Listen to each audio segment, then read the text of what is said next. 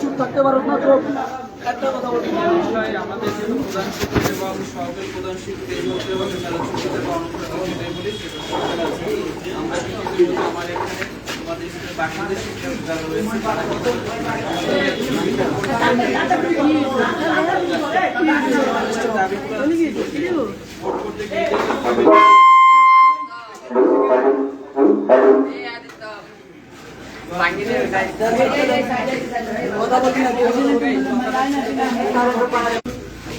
Meeting করছে সেখানে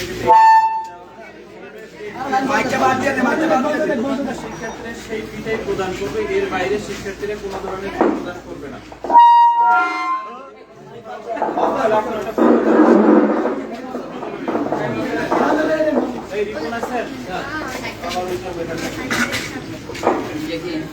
যে শিক্ষার্থীদের জন্য বোর্ড কর্তৃক নির্ধারিত ফি ব্যতীত অতিরিক্ত ফি নেওয়া যাবে না,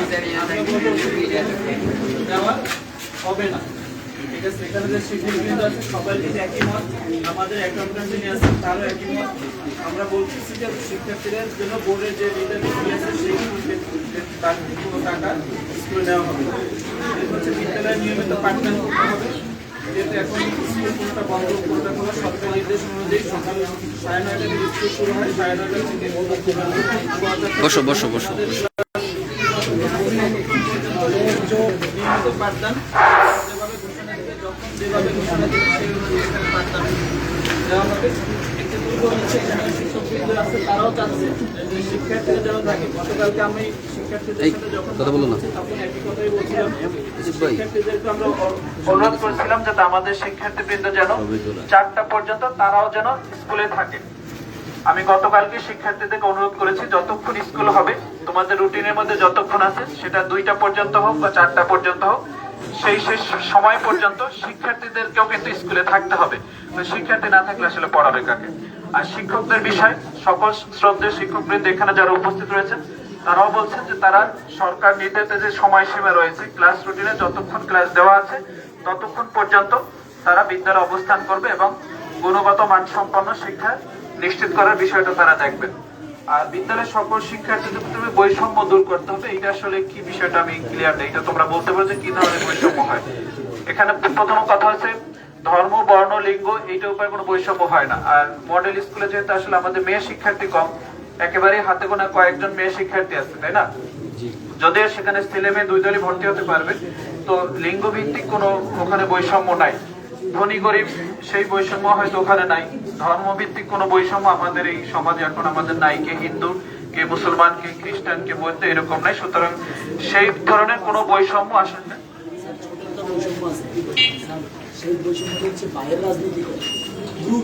আচ্ছা, যেহেতু এখন কোন শিক্ষা প্রতিষ্ঠানে রাজনীতি নেই, সেটা এমনি চেঞ্জ হয়ে যাবে, কোনো রাজনীতি থাকবে না।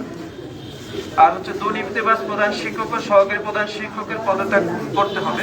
এখন আমি গতকালকে বলেছি আমি এই বিষয়টা আসলে আমার কাছ থেকে আদায়যোগ্য না, কারণ এইটা বিষয়ে আমি সিদ্ধান্ত দিতে পারি না, যেহেতু তারা আসলে 2টা অপশন। একটা হচ্ছে সরকার তাদেরকে চাকরি থেকে বরখাস্ত করতে পারে যদি অনিয়ম পাওয়া যায়, অথবা নিজেরাই সরে যেতে পারে। এইটা আসলে তাদের উপর ডিপেন্ড করবে, কারণ আমার অফিস থেকে আমি এটার বিষয়ে কোনো সিদ্ধান্ত দিতে পারি না। আর হচ্ছে বিদ্যালয়ের সকল প্রকার দুর্নীতি দূর করতে হবে, আমরা এটার সাথে একমত। আমরা ইতিমধ্যে যে মিটিংটা করেছি সেখানেও বলছি যে বিদ্যালয়ের যে বিভিন্ন ধরনের হিসাব আছে, গতকালকে যারা আসছিল তাদের আরো কিছু দাবি দেওয়া ছিল যে বিদ্যালয়ের স্কুল মানে জমি আছে, তারপর দোকান আছে, যেহেতু এটা পর্যায়ক্রমে এটা যেহেতু অডিট হচ্ছে, আমরা সেই অডিটের পরে এটার বিষয়ে আমরা বলতে পারবো। আর হচ্ছে শিক্ষার মান উন্নত করতে হবে, এইগুলোই কিন্তু আসলে মূল কথা। আমরা যদি মোটা দাগে দেখি তাহলে আমাদের কথা হচ্ছে যে আমাদের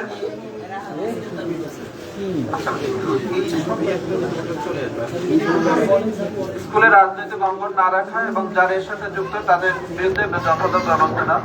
এখন অধিকাংশ শিক্ষা প্রতিষ্ঠানে আসলে রাজনীতি মুক্ত হচ্ছে, আমরা আশা করছি যে লালপুর স্কুলে এরকম হবে এবং স্কুল টাইমে কোথাও কোনো ধরনের মিছিল মিটিং, শিক্ষার্থীদের স্বার্থ বিরোধী কোনো মিছিল মিটিং হবে না।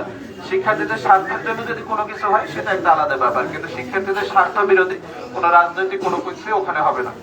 আর হচ্ছে আমাদের স্কুলের মার্কেট প্রতিষ্ঠা থেকে আজ পর্যন্ত সকল ভাড়া দোকানের হিসাব সুষ্ঠু তদন্ত, এটা আগে হচ্ছে একটা অডিট হলে আমরা সেখান থেকে পাবো, কারণ এটা সাথে সাথে নিষ্পত্তিযোগ্য না।